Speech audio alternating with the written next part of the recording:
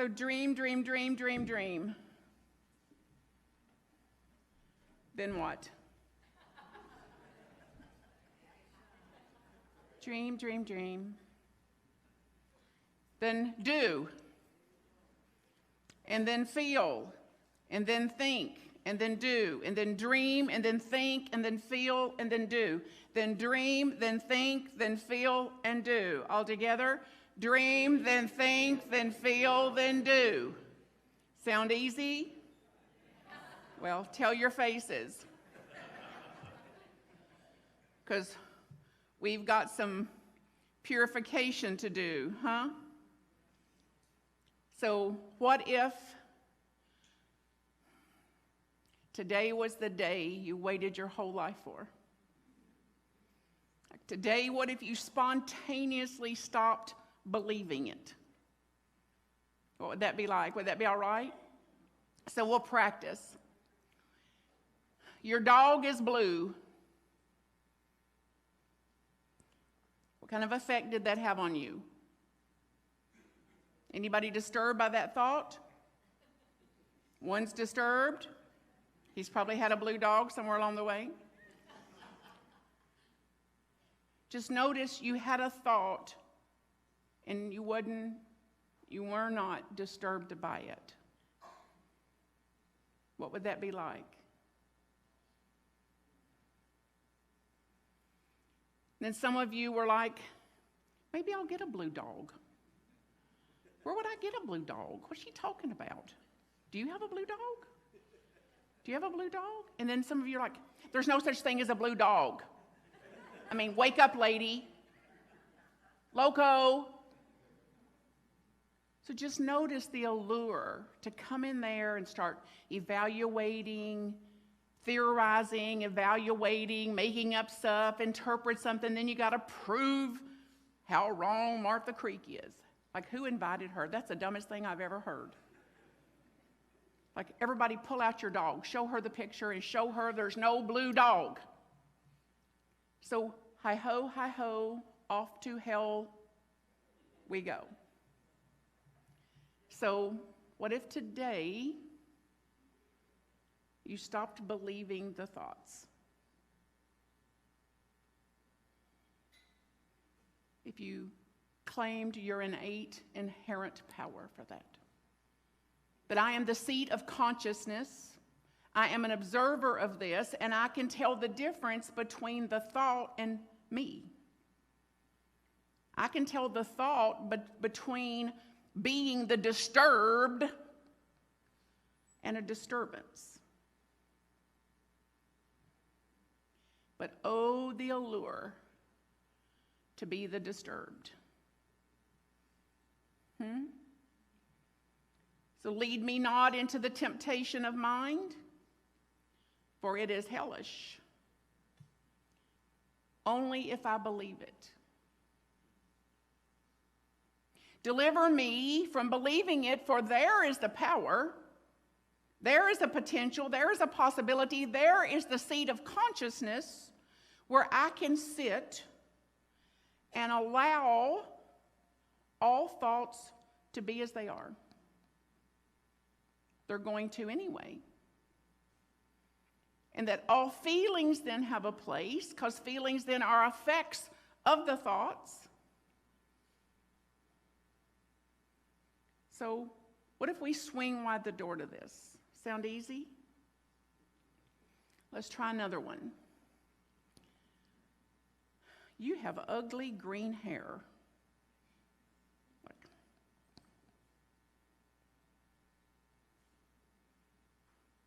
How did that affect you?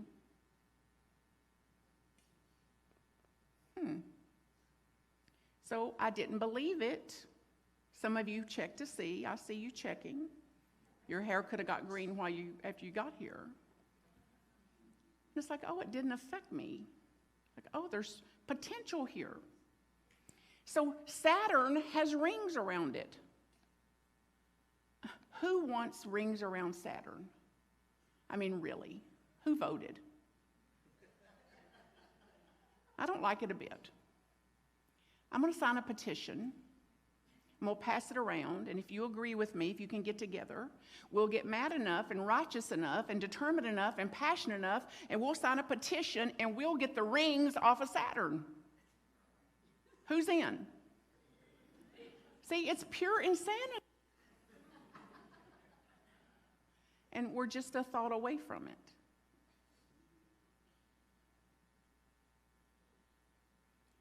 And then there'll be things kind of closer to home. Like Reverend Juan likes to tell jokes. And he thinks they're funny.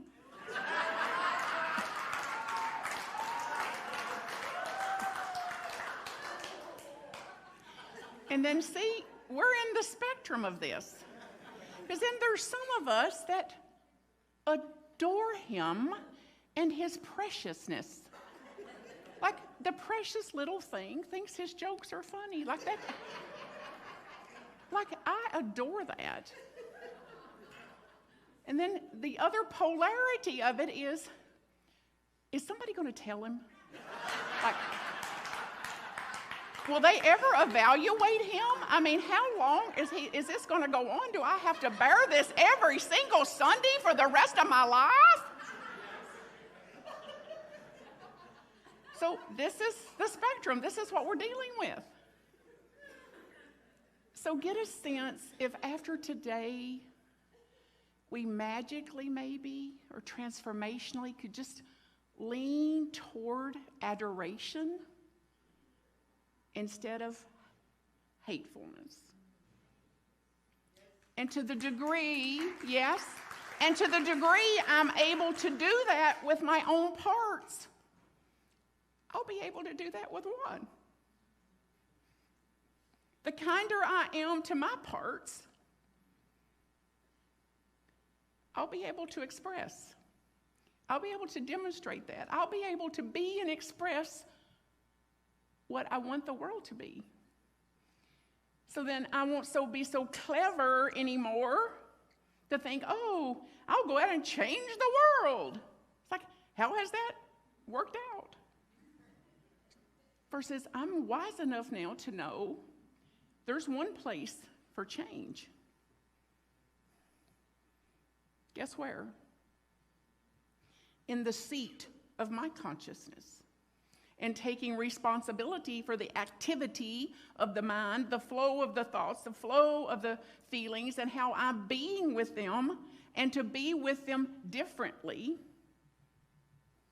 more kindly, more compassionately, with more understanding, with more power, with more faith, everything we claim to be about.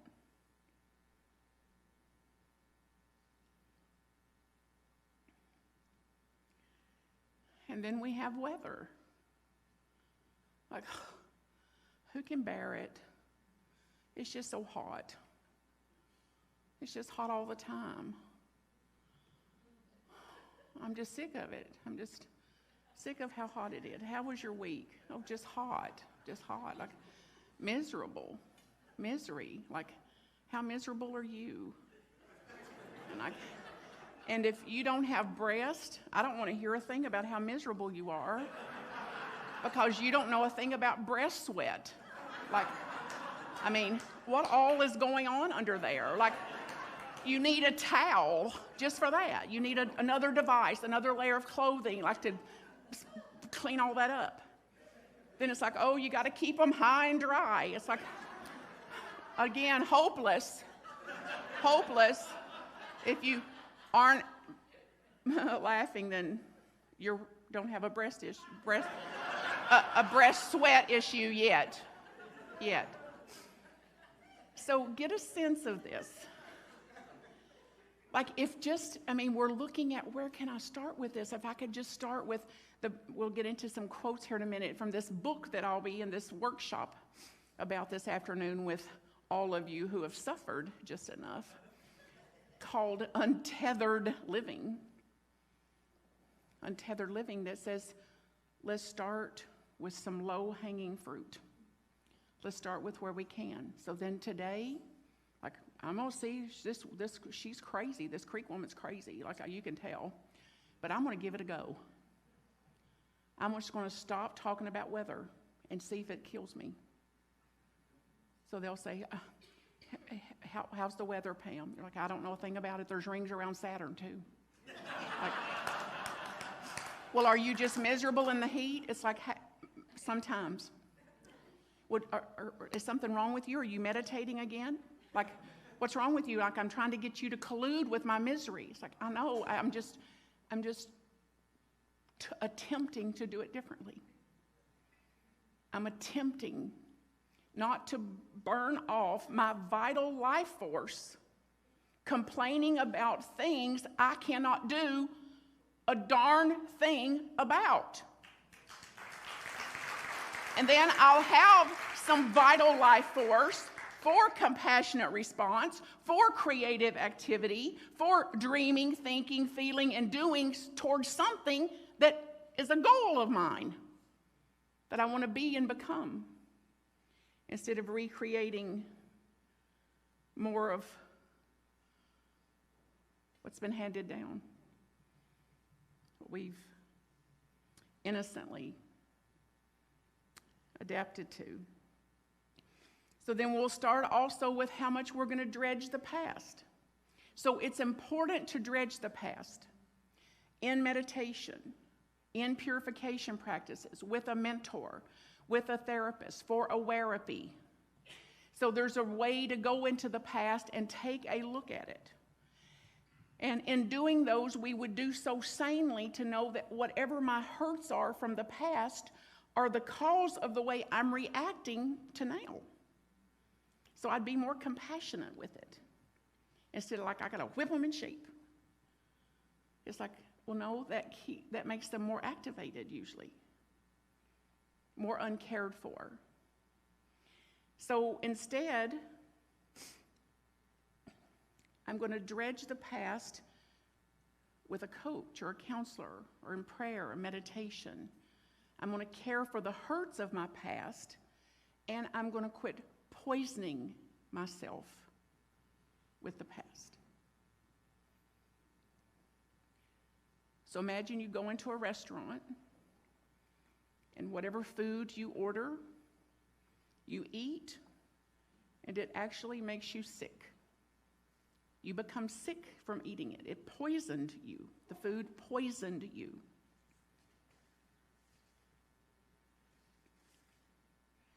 How many of you would ask for a doggy bag?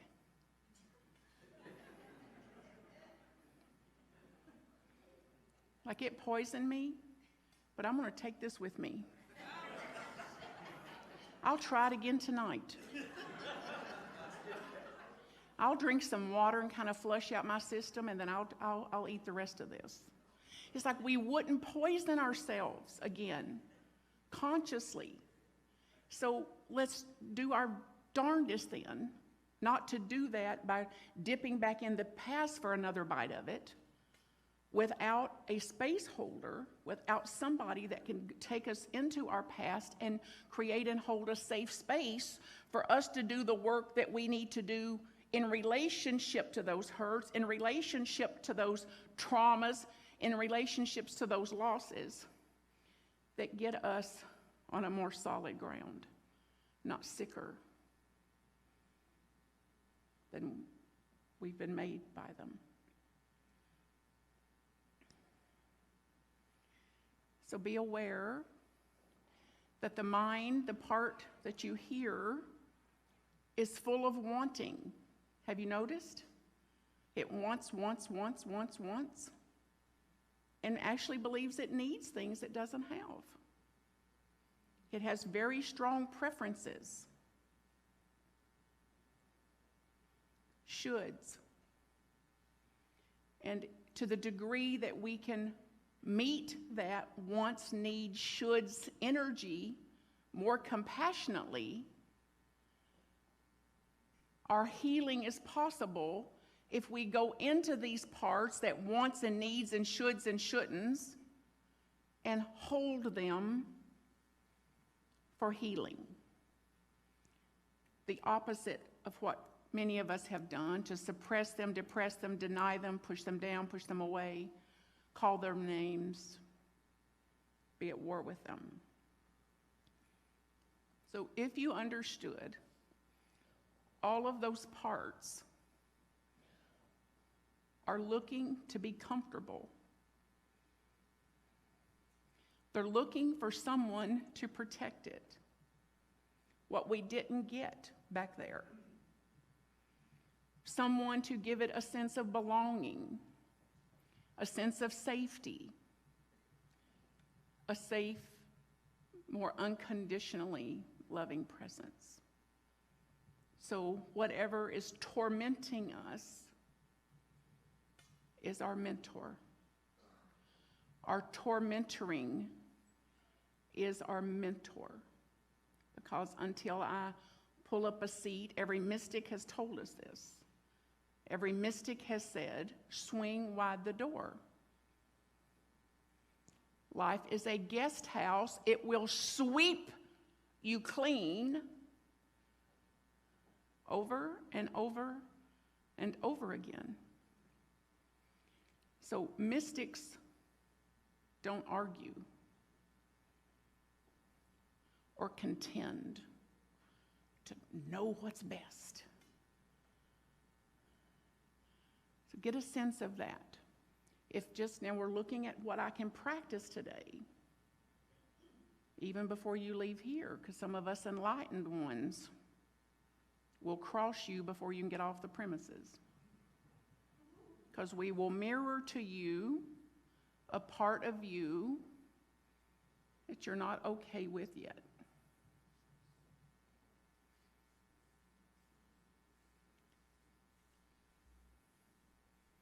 So we can then swing wide the door, get a cup of tea, coffee, whatever's your thing, and sit with it to say, okay, I'm going to be with this differently now. I want to see if some of this could be true. We'll test it out to see. And then when you get disturbed, and you will, like check to see if you have a pulse. Yep, look around, eyes are open. Yep. So guess who's going to get disturbed today? Us. And the difference is, as an observer, to know the difference between I have a disturbance, there is a disturbance, and I am the disturbed. So how are you doing, Reverend Juan? I am the disturbed. Have you heard? And here's my proof for why I am disturbed. Or I have a disturbance. I'm aware of a disturbance. That this is, if you're in a relationship and you're with them, tell them, I'm going to pay her. Because this is basic relationship 101. And it's the difference of when we shift out of, Juan, you hurt my feelings. You hurt my feelings. It's like, we at Unity don't do that anymore because we've had healthy congregations training. So now we say, Juan, I feel hurt. I feel hurt by that tone. I felt hurt when you didn't keep your word. It's like, does that feel different? So see what the difference then would be with one, there's a part of me that's hurt by that. There was a part of me that got scared when you didn't keep your word. There was a part of me that was kind of freaked out when you used that tone. Feel the difference? So it's like letting the part have a place, and the part doesn't have to come in to lead.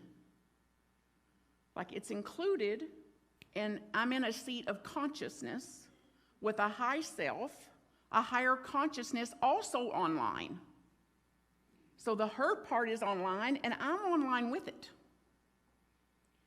So herein lies an opportunity to create a world that we think about, sing about, pray about, to the degree that I can live it out, to the degree that we can live it out. And I believe we are the people. And I believe if others could do it, they'd be doing it. So, guess who? Guess who gets to do it? So, hi-ho, off to heaven we go. And creating a heaven on earth and doing our best to interrupt these patterns and our way of being and to be with it differently. So let's look at some of the quotes. Beyond the human predicament.